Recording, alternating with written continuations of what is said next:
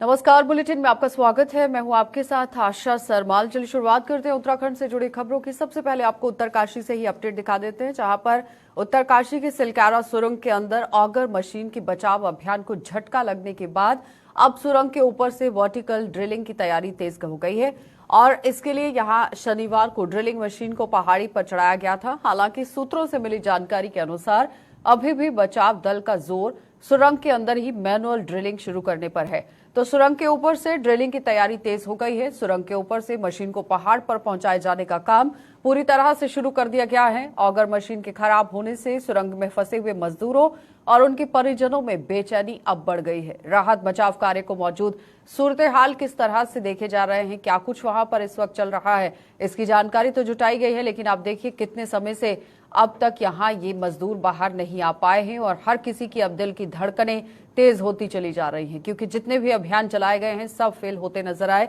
अब drilling machine का यहाँ पर सहारा लिया गया है, लेकिन ग्राउंड जीरो से हमारे संवाददाता ने भी पूरी जानकारी ली है, क्या कुछ वहां पर क्या कुछ चल रहा है, किस तरह से हालात हैं, क्योंकि साफ तस्वीरें तो आपके सामने, कई दिनों से ये तस्वीरें हर कोई देख रहा है, लेकिन हर किसी की नजर एक ही चीज पर टिकी हुई है कि श्रमिक कब सुरंग से बाहर आएंगे, क्योंकि अभी तक एक भी श्रमिक जो है वो सुरंग से बाहर नहीं आ पाया है। वीडियो वायरल लगातार हुई कि बिल्कुल पूरी तरह से सकुशल हैं। उसके बाद खाना गर्म अंदर पहुंचाया गया है, लेकिन उसके साथ साथ आपको ये बताते चले कि परिजनों का अब कहीं ना कहीं बुरा हाल जो है वो देखा जा रहा है, क्योंकि श्रमिक बाहर नहीं आ पाए हैं। धनराज हमारे संवाददाता हमारे साथ ज्वाइन कर चुके हैं। धनराज, काफी समय हो गया है, 2 घंटे तक भी राहत जो है वो देखी गई थी कि 2 घंटे के भीतर अभी यहाँ पर मजदूरों को बाहर निकालना शुरू हो जाएगा, लेकिन आपने देखा कि वो ऑगर मशीन किस तरह से काम करती नजर आई। अब ड्रिलिंग का काम शुरू हो गया है, अपडेट क्या कुछ है? बिल्कुल, आपके जिस तरीके से 14 दिन बीत चुके हैं कि जो मजदूर अंदर फंसे हुए हैं वो अभी तक बाहर नहीं निकल पाए, क्योंकि लगातार कोई ना कोई तो रेस्क्यू अभियान में आ जा रही है। क्योंकि आपने देखा कि शुरुआती दौर में जो मशीन रह गई थी खराबी आई और 3 मशीनें विफल होती हुई नजर आई थी, लेकिन चौथी मशीन जो अमेरिका से मंगाई गई थी, ओनर मशीन, वो भी कहीं ना कहीं इस तरीके से खराब हो रही है कि बार बार 2 घंटे का समय दिया जाता है कि 2 घंटे के अंदर मजदूरों को बाहर निकाल लिया जाएगा, लेकिन उसके सामने भी कोई ना कोई दिक्कत जरूर आ जाती है। और आप देखिएगा कि जब अब दिक्कत जो आई है वो ओनर मशीन फंस गई है और उसको काटने का जो काम है वो जारी कर दिया गया है और जल्दी बताया जा रहा है कि ओनर मशीन को निकाल लिया जाएगा। उसके बाद फिर से जो रेस्क्यू अभियान है उसको शुरू किया जाएगा। और देखिएगा कि जो परिजन है कहीं ना कहीं अब बुरा हाल होने लगा है, सब्र का बांध टूटने लगा है, क्योंकि ये लगातार ये कहा जा रहा था कि 1 घंटे में या 2 घंटे में मजदूर आ जाएंगे, लेकिन आज 14 दिन बीत चुके हैं, 15वां दिन शुरू हो चुका है, लेकिन अभी तक मजदूरों को बाहर नहीं निकाला गया है। धनराज, लेकिन जिस तरह से समय बढ़ता चला जा रहा है, स्वास्थ्य किस तरह का है मजदूरों का, क्या अब सारी चीजें पेचीदा नहीं होती चली जा रही हैं? जी बिल्कुल, देखिए कहीं ना कहीं जैसे जैसे समय बीत रहा है वैसे वैसे मजदूरों का जो मनोबल है वो टूटता हुआ नजर आता है, क्योंकि कहीं ना उनको भी उम्मीद है कि वो भी बाहर निकलेंगे और अपने परिजनों से मिलेंगे, लेकिन जिस तरीके से देरी इस रेस्क्यू अभियान में हो रही है और लगातार जो दिक्कतें सामने आ रही है उसकी वजह से देरी हो रही है। हालांकि शासन प्रशासन सरकार, चाहे सरकार हो या राज्य सरकार हो, लगातार रेस्क्यू अभियान में तेजी लाने के निर्देश अधिकारियों को जरूर दे रही है और तेजी दिखाई भी जा रही है, लेकिन जिस तरह की दिक्कतें मशीन के सामने आ जा रही है, जो टेक्निकल कहा जा सकता है कि टेक्निकल प्रॉब्लम आ जाती है, कहीं ना कहीं इससे लगता है कि जो परिजनों का मनोबल है या अंदर फंसे हुए मजदूरों का मनोबल है वो टूटता हुआ नजर आता है। लेकिन सरकार लगातार उन तक खाने पीने की सामग्री जरूर पहुंचा रही है ताकि वो सही रहे और उनको एनर्जी मिलती रहे। चलिए धनराज, बहुत बहुत धन्यवाद जुड़ने के लिए। तो फिलहाल आपने देखा हमारे संवाददाता धनराज हमारे साथ जुड़े हुए थे, जो बता रहे हैं कि किस तरह से सरकार एक एक उम्दा कदम उठाने की कोशिश कर रही है, लेकिन फिलहाल आप देखिए मशीनरी किस तरह से अंदर फंस गई, बाधा पर बाधा बन रही है और मजदूर जो अंदर फंसे हुए हैं उनके लिए राहत सामग्री पहुंचाई जा रही है। लेकिन सवाल फिर भी यही है कि 15 दिन अब शुरू हो चुके हैं, 15वां दिन आज यहाँ पर शुरू हो गया है, लेकिन अभी तक मजदूर जो है वो बाहर नहीं आ पाए हैं। अब सब्र का बांध यहाँ पर परिजनों का टूटता हुआ नजर आ रहा है। अब देखना ही होगा कि कितनी जल्दी इस पूरे रेस्क्यू अभियान को अंजाम दिया जाएगा और ये श्रमिक यहाँ पर बाहर पहुंचेंगे। आगे बढ़ जाते हैं। प्रदेश कांग्रेस के प्रदेश अध्यक्ष करण माहरा ने टनल में फंसे हुए मजदूरों की राहत बचाव कार्य को लेकर केंद्र और राज्य सरकार पर निशाना साध दिया है और काशीपुर में आयोजित एक प्रेस कॉन्फ्रेंस के दौरान कांग्रेस प्रदेश अध्यक्ष ने कहा कि मजदूरों को बचाने की केंद्र और राज्य सरकार के जो यहाँ पर प्रयास हैं अभी तक सफल नहीं हुए हैं। उन्होंने कहा कि सरकार केवल हवाई बातें कर रही है और मजदूर धीरे धीरे मौत के आगोश में जाते जा रहे हैं। उन्होंने कहा कि सरकार यहाँ पर जो ठेका कंपनी है उसके खिलाफ जांच करने के लिए भी बच रही है। प्रेस कॉन्फ्रेंस में काशीपुर महानगर जिला अध्यक्ष मुशर्रफ हुसैन भी वहां पर मौजूद रहे। मैं तो मैं इसलिए कह रहा हूँ कि सबकी बात मैं नहीं करता, गोदी मीडिया की बात नहीं कर रहा। कुछ मीडिया कर्मियों ने हमारा साथ भी दिया। पिछले 1 साल से लगातार करण मेहरा और कांग्रेस के साथ ही कंट्रोल ब्लास्टिंग की बात कर रहे थे, लेकिन कहीं भी प्रशासन ने या सरकार ने उस पर तवज्जो नहीं दी और अनकंट्रोल ब्लास्टिंग का ये नतीजा है जो हिमालय हिल रहा। आपकी सेस्मिक जोन 4 और सेस्मिक जोन 5 है उत्तराखंड, और ऐसी जोन में 66 टनल्स बन रही हैं, 66 टनल्स में अगर हम लोग इसी तरीके से अनकंट्रोल ब्लास्टिंग करेंगे तो उसका नतीजा प्रकृति के खिलाफ भी है और हमारे भी खिलाफ है। दूसरा 4.5 किलोमीटर की ये टनल है जिसकी आप जिक्र कर रहे हैं, जिसमें 41 मजदूर फंसे हैं। उस टनल में कोई भी स्केप पाथ नहीं बनना है, ये आश्चर्य नहीं करता आपको? कोई भी सेफ्टी मेजर का इंतजाम नहीं है। और उसके अलावा ह्यूम पाइप्स पड़ते हैं जब इतनी बड़ी टनल पड़ती है, ताकि कभी कोई मिसहैपनिंग हो जाए तो ह्यूम पाइप्स के मदद से बाहर निकाला जाए जब तक पीछे की क्रस्ट को पक्का नहीं किया जाता। वो इसमें नहीं था। आज तक एफआईआर नहीं हुई है, 16 दिन हो गए। सरकार कहती है पहले मजदूर निकल जाएं। मजदूर निकालने का काम टेक्नीशियन, इंजीनियर्स और मजदूर कर रहे हैं, लेकिन ये काम तो सरकार को करना चाहिए। सरकार की कलम में क्यों तेजी नहीं आ रही कि वो कंपनी के हेड के खिलाफ कोई कार्रवाई कर रहे? 16 दिन हो गए। 11वें दिन मैं स्वयं था, प्रीतम सिंह जी थे, उससे पहले मंत्री प्रसाद नैथानी वहाँ थे, यशपाल आर्या जी वहाँ गए, लेकिन इतने दिन तक कंपनी का हेड नहीं आया था। केंद्रीय मंत्री आ रहा है, लाल कारपेट बिछाने की होड़ मची है डीएम में और अधिकारियों में। लोग अपनी मृत्यु से संघर्ष कर रहे हैं। तो ये सारी चीज़ें ऐसी जो दुख देने वाली हैं। और जूलॉजिस्ट और पर्यावरणविद लगातार कह रहे हैं कि हम लोगों से किसी तरीके राय नहीं लेंगे। ये तो सड़क में के लिए बन रहा है, लेकिन जो हमारी रेल लाइन है उसमें 120 किलोमीटर की रेल लाइन में कर्णप्रयाग तक की, हम 80 किलोमीटर टनल्स के अंदर हैं। तो ऐसी स्थिति में कभी कोई मिसहैपनिंग होगी तो क्या हाल होगा? सरकार की कमी आप पूछ रहे हैं। पहले दिन आप लोगों के माध्यम से जवाब दिया गया कि 35 मजदूर हैं, उसके बाद 10 दिन बाद बताया कि 40 हैं, और 12वें दिन बताया कि वो 41 हैं। तो जब सरकार को यही पता नहीं सही से कि आंकड़ा कितना है कितने, और दीपावली के दिन मजदूरों से काम क्यों लिया जा रहा था? जो हमारे लेबर एक्ट है उनका वहाँ कोई पालन नहीं हो रहा। इसीलिए प्रियंका गांधी ने कहा है लेबर एक्ट्स में जो कार्रवाई नहीं हुई उसकी जांच होनी चाहिए, कार्रवाई होनी चाहिए, और कंपनी के खिलाफ कार्रवाई नहीं। ये वही कंपनी है जिसका थाने में 20 लोगों की मृत्यु इनके काम की वजह से हुई। 10 मजदूर मरे थे और 10 आम नागरिक मरे थे, लेकिन कंपनी क्योंकि बड़े रसूखदारों की है इसीलिए स्थानीय प्रशासन। ईजाबोई शगुन योजना के तहत 48 घंटे से ज्यादा अस्पताल में रुकने वाली महिलाओं को प्रोत्साहन के तौर पर 2000 की धनराशि दी जाती है। और सीएमओ की ओर से 1 महीना पहले फंड जारी करने के बावजूद भी कई सरकारी अस्पतालों में महिलाओं को इस योजना का लाभ नहीं मिल पा रहा है, जिस पर कार्यवाही करते हुए सीएमओ द्वारा दून अस्पताल समेत 12 अस्पताल को नोटिस जारी कर जवाब मांगा गया था। और मामले पर जानकारी देते हुए दून अस्पताल के ही सीएमसी अनुराग अग्रवाल ने कहा कि दून अस्पताल में यहां मरीजों की संख्या शहर भर में सबसे ज्यादा है, और ऐसे में लाभार्थियों के जो बैंक खाते हैं समय में अन्य दस्तावेज तैयार करने और उसमें अभी समय लग रहा है, जिसकी वजह से परेशानी हो रही है। हालांकि 1000 से भी ऊपर लाभार्थियों की जो लिस्ट है वो तैयार कर ली गई है और जल्द ही इस योजना का लाभ यहां लाभार्थियों को मिलने लगेगा। देखिए, ईजाबोई स्कीम एक बहुत ही अच्छी स्कीम सरकार की तरफ से स्टार्ट की गई है, जिसमें लाभार्थी को 2000 रुपये की राशि प्रदान की जाती है अगर वो हमारे यहाँ 2 दिन से ज़्यादा भर्ती रहे हैं तो। ऐसे में हमारे पास उत्तराखंड का सबसे बड़ा सरकारी अस्पताल होने के नाते बहुत सारे लाभार्थी की संख्या है, जिसका हम लोगों ने काम शुरू पहले दिन से किया हुआ है, और उम्मीद है कि 7-8 दिन के अंदर वो हम सभी लाभार्थियों को उनका पैसा ट्रांसफ़र करने में सक्षम रहेंगे। नहीं, देखिए, इसमें हमारे पास ये जब भी बजट आया उसके बीच में हम लोगों ने काम शुरू कर दिया था, लेकिन ये काफ़ी लंबा 1 साल का पैसा निकालना था, तो इसमें कोई रॉन्ग अभ्यर्थी को ना मिल जाए और अच्छे अभ्यर्थी सभी को मिले, तो ये भी एक एम रहता है। तो 1000 से ऊपर हमारे लाभार्थी हैं, उनकी लिस्ट तैयार है और बहुत जल्दी उम्मीद करते हैं 4-5 दिन के अंदर ये पूरा हो जाएगा।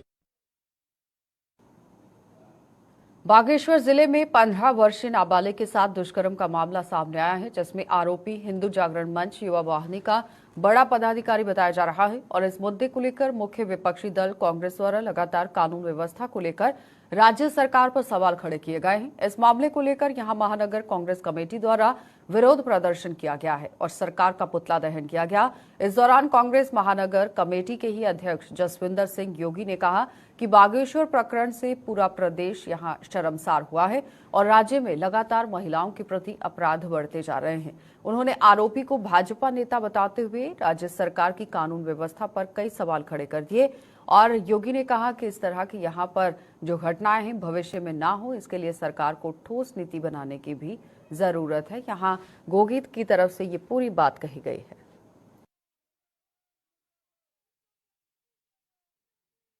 जो बागेश्वर में जो वारदात हुई है, भाजपा के नेता पूर्व बजरंग दल के अध्यक्ष ने जो हरकत करी है, उसके लिए पूरा उत्तराखंड शर्मसार किया है।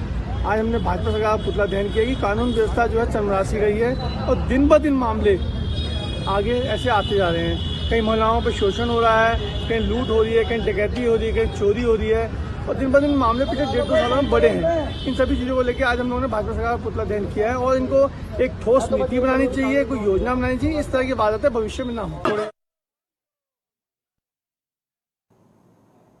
उधर उत्तराखंड कांग्रेस कमेटी के आह्वान पर बागेश्वर जनपद में विश्व हिंदू परिषद की नगर अध्यक्ष द्वारा एक नाबालिग बेटी के साथ दुष्कर्म करने की घटना को लेकर विकासनगर में कांग्रेस ने प्रदर्शन किया और सरकार का पुतला दहन किया।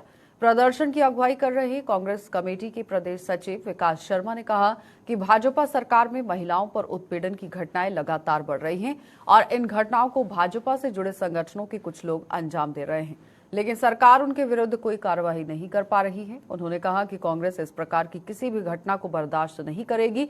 उन्होंने भाजपा सरकार से इस्तीफे की मांग कर दी। बागेश्वर में जिस प्रकार से विश्व हिंदू परिषद के नगर अध्यक्ष ने एक नाबालिग बेटी के साथ बलात्कार जैसा जघन्य कांड किया है, आज उसी संदर्भ में पुतला दहन किया गया और सरकार से मांग की गई है कि ऐसे दोषियों को तत्काल रूप से फांसी की सजा दी जाए, क्योंकि भारतीय जनता पार्टी के कार्यकर्ता पदाधिकारी लगातार इन जघन्य कांडों में शामिल हो रहे हैं। अंकिता भंडारी केस हो या चाहे अभी कल परसों वाला बागेश्वर का केस हो, इसमें हम चाहते हैं कि दोषियों को शीघ्र से शीघ्र फांसी दी जाए, अन्यथा कांग्रेस सड़कों पर आकर संघर्ष करेगी। संयुक्त नागरिक संगठन की पहल पर यहां जनसंवाद में हुए सामूहिक निर्णय के अंतर्गत दून डिक्लेरेशन के नाम से दून वासियों ने उत्तराखंड सरकार के नाम जारी जो घोषणा पत्र है वो कर दिया है और उसी को लेकर एक प्रेस क्लब के अंदर देहरादून में प्रेस वार्ता की गई और इस दौरान देहरादून की कई सीनियर सिटीजन के साथ चर्चा कर ये घोषणा पत्र यहां पर बनाया गया और इसके बारे में मीडिया को पूरी जानकारी दी गई।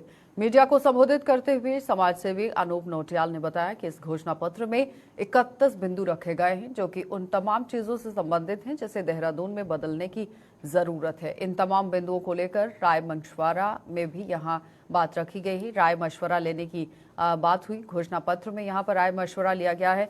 संयुक्त नागरिक संगठन के अनुसार ये घोषणा पत्र पर शहरवासियों की भी राय ली जाएगी और शहरवासियों के 50,000 हस्ताक्षर करवाने के बाद ये घोषणा पत्र राज्य सरकार को सौंपा जाएगा। ये तो एक बहुत लंबी प्रक्रिया है, बड़ी सतत प्रक्रिया है। ऐसा नहीं है कि भाई आज करा और कल उसके परिणाम आ जाएंगे, क्योंकि एक पूरे शहर की बात है, शहर में रहने वाले देहरादून शहर में रहने वाले लाखों लोगों की बात है। और जो पूरा जो गवर्नेंस की जो मशीनरी है, जो यहाँ की समय वर्तमान की दुर्दशा है, यहाँ पर जो शहरी फेलियर्स हमें देखने को आ रहे हैं, उनको रेखांकित करते हुए भविष्य की जो चिंताएं हैं उन्हें भी स्पष्ट तौर से वहाँ पर सामने लाते हुए और अंततः को समाधान। तो आज के जो दून डिक्लेरेशन में जो कि बहुत सारे शहर के नागरिकों का, संयुक्त नागरिक संगठन का, जो यहाँ का RW एसोसिएशन है, जो शहर के प्रबुद्ध नागरिक हैं, सीनियर सिटीजन्स हैं, महिलाएं हैं, उनका एक साझा प्रयास है 14 पन्ने का आज एक दून डिक्लेरेशन, जिसमें 31 बिंदु हैं 3 अलग अलग सेक्शंस में, उसको जारी किया गया है। इसके बाद में जो अगला कदम होगा वो इस दून डिक्लेरेशन के साथ में देहरादून शहर के 50,000 लोगों के साइन लेने का अगला मिशन, और उसी के साथ में जो है सरकार के सामने ले जाकर के इस दून डिक्लेरेशन को ले जाया जाएगा। यही कामना की जाएगी कि सरकार जो है इस दून डिक्लेरेशन को गंभीरता के साथ लेगी। इसमें जो 31 बिंदुओं का जिक्र किया गया है उस पर अध्ययन भी करेगी और उससे भी कहीं ज्यादा महत्वपूर्ण उस पर पर काम करके जो है जो देहरादून शहर की दुर्दशा है उसको बेहतर बनाने में कुछ ना कुछ क्रिएटिवली काम करेगी, मेहनत से काम करेगी, ईमानदारी से काम करेगी, टाइमबद्ध तरीके से काम करेगी, गुणवत्ता के साथ। लक्सर विकासखंड के अंतर्गत ग्राम सभा सेठपुर में पड़ने वाली गांव बसेड़ा खादर निवासी किसान ने लक्सर उप जिलाधिकारी गोपाल सिंह चौहान को एक प्रार्थना पत्र देकर सरकारी कार्य में भ्रष्टाचार का आरोप लगाया गया है। किसान ने उप जिलाधिकारी से इन कार्यों की जांच करने की मांग की और किसान ओम सिंह ने आरोप लगाया है कि उसके द्वारा 2017-18 में सरकार की ओर से खेतों में सिंचाई के लिए बिछाई जाने वाली पाइपलाइन के लिए प्रार्थना पत्र दिया गया था, जिसे सरकार द्वारा 2018-19 में मंजूर कर लिया गया है, लेकिन विभाग द्वारा पाइपलाइन नहीं बिछाई गई है। और अब उस मामले को लेकर आप देखिए किस तरह से फाइलों में उसकी सिंचाई की लाइन का कार्य पूरा हो चुका है, लेकिन जमीनी सतह पर काम नहीं हो पाया है। इस पूरे मामले को लेकर लक्सर खंड विकास अधिकारी पवन सैनी ने बताया कि इस मामले को लेकर जांच करने के लिए कमेटी बना दी गई है। जांच रिपोर्ट आने के बाद कार्रवाई की जाएगी। 18 में एक लाइन अप्रूवल हुई थी, तो इसमें क्या हुआ है कि मैं तहसील दिवस में उसके लिए एप्लीकेशन लगाई, जब वहाँ नहीं डल पाई 3 सालों में, तो तहसील दिवस डीएम साहब ने बीडीओ साहब के नाम आदेश कर दिए लाइन डालने के लिए। फिर उसके बाद कुछ नहीं हुआ, तो अब मुझे पता लगा 3 दिन पहले कि वह आपकी लाइन कागजों में चालू है, मतलब डालते हैं सब मजदूरों के फोटो अपलोड है, मजदूरों के नाम अपलोड है, सब कुछ है। तो मैं तहसील दिवस में फिर गया, फिर बीडीओ साहब को शिकायत की, अब मौके पर देखो आप यहाँ कुछ नहीं है, कोई कार्य नहीं हुआ और कागजों में कार्य चालू दिखा रखा है 17 तारीख से। ये इसका संज्ञान तहसील दिवस में आया था शिकायत पत्र, ये जो आज प्राप्त हुआ है उस पर मैंने जांच कमेटी बना दी है। जांच कमेटी बन जाएंगे, जेई जाएंगे उसमें और एक वीडियो साहब जाएंगे जांच करने। परंतु वर्तमान में मैंने आज सुबह खुलवा के देखा पोर्टल पे उसको कोई भुगतान नहीं, जीरो दिखा रहा है, कोई भुगतान यहाँ से नहीं किया है। खटीमा विधानसभा क्षेत्र के सीमांत इकाइयां क्षेत्र के अंदर यहाँ ये झनकाइयां इलाका है, जहां पर गंगा दशहरा के अवसर पर रहने वाले वार्षिक गंगा दशहरा मेले की तैयारियां पूरी हो चुकी हैं और आने वाले 27 नवंबर से आगामी 2 दिसंबर तक संचालित होने वाले इस मेले का शुभारंभ खुद मुख्यमंत्री पुष्कर सिंह धामी द्वारा किया जाएगा और मेले का आयोजन शारदा नहर के किनारे पर किया जाएगा। और ऐसे में एक और जहां स्थानीय प्रशासन मेले की तैयारियों में जुटा हुआ है, तो वहीं शारदा नहर इस समय पूरी तरह से सूखी पड़ी हुई है। उप जिलाधिकारी रविंद्र बिष्ट ने मीडिया को बताया है कि मेले में यहाँ आप देखिए किस तरह से काम रहेगा और मेले के समय नहर में पानी छोड़े जाने के विषय में भी उच्च अधिकारियों से वार्तालाप किया जाएगा। तो मेले के समय नहर में पानी को लेकर कोई समस्या उत्पन्न नहीं होगी। और सुरक्षा व्यवस्था के बारे में भी जानकारी देते हुए पुलिस क्षेत्राधिकारी वीर सिंह ने बताया कि मेले की सुरक्षा व्यवस्था के लिए सारी तैयारियां पूरी कर ली गई हैं और क्षेत्र की निगरानी के लिए सीसीटीवी कैमरा का भी इस्तेमाल किया जाएगा। शारदा मुख्य नहर के हेड पे अति आवश्यक कार्य कराने के लिए शासन स्तर से 20 दिनों का क्लोजर मिला है। पिछली बार एक क्लोजर 2011 में मिला था और ये क्लोजर टोटल 20 दिनों का है। ये 20 नवंबर से बंद हुआ और 10 दिसंबर तक बंद रहेगा। 10 दिसंबर के बाद ये पानी ओपन किया जाएगा। अभी तो हमारा हेड पे काम चल रहा है। 27 तारीख से 2 तारीख का जो गंगा स्नान का पर्व मनाया जाता है, जिसमें पूरा मेला यहाँ पर हमारे क्षेत्र में काफ़ी समय से चला आ रहा है। इसमें पानी की जो नहर जा रही है उसमें हमने एसडीओ को निर्देशित कर दिया कि यहाँ पानी छोड़ेंगे तो पानी की कोई समस्या पैदा नहीं होगी। और आज हमने यहाँ पर पुलिस प्रशासन ने मीटिंग करी, जितने भी मेला में जिनकी दुकानें लगेंगी और मेला के जो अधिकारी है और जो कमेटी है मेला कमेटी, उनसे भी हमने वार्ता की है और जो भी समस्या है उनको हमने सुना और उसका निराकरण किया जाएगा। जो गंदगी होगी उसका भी हमने कहा है और ये भी देखा कि जो हमारे यहाँ पर जो शांति व्यवस्था वो बनी रखे। आगामी जो झनकैया मेला है ये 27 से 2 दिसंबर तक यहाँ पे लगेगा, तो उसी के दृष्टिगत आज पुलिस प्रशासन के द्वारा जो यहाँ पे कमेटी के मेंबर हैं मेला समिति के तथा जितने भी दुकानदार हैं और क्षेत्र के जो भी लोग हैं उन सभी की यहाँ पे बैठक ली गई थी। तो उसमें उनसे जो भी हमसे रिक्वायरमेंट हैं समस्याएं पूछी गई थी और फिर उन्हें हमारी तरफ से भी निर्देश दिए गए थे कि क्या क्या उसमें आपको सावधानियाँ बरतनी हैं और किस हिसाब से दुकानें लगानी है और यही कि सीसीटीवी से भी कवर पूरा किया जाएगा मेले को, ताकि अगर कोई भी दिक्कत होगी तो हमें उसका जो वर्कआउट है उसमें आसानी रहेगी। तो इसी टाइप के जो मेले से संबंधित सभी इंस्ट्रक्शन उनको दिए गए। मेला 27 तारीख को कार्तिक पूर्णिमा का गंगा स्नान के मेले के उस पर हमने सारी तैयारियां कर ली हैं, साफ़ सफाई को लेकर और आपके दुकान लाइट की व्यवस्था कर दी गई है और आपकी सारी व्यवस्था सब सही है। और बाकी थोड़ा पानी की दिक्कत है, अगर पानी यहाँ पर नीचे उठता है तो श्रद्धालुओं को स्नान करने में दिक्कत आ सकती है। एसडीएम साहब ने भी दूरभाष से बात करी तो उन्होंने आश्वासन दिया है कि कल तक एक फाटक खोल दिया जाएगा और पानी की व्यवस्था हो जाएगी। जसपुर कोतवाली क्षेत्र के ही मदीना मस्जिद नई बस्ती निवासी अनीस अहमद की संदिग्ध परिस्थितियों में मौत हो गई और सूचना मिलने पर मौके पर पहुंची पुलिस ने शव का पंचनामा कर घटना की जांच शुरू कर दी है।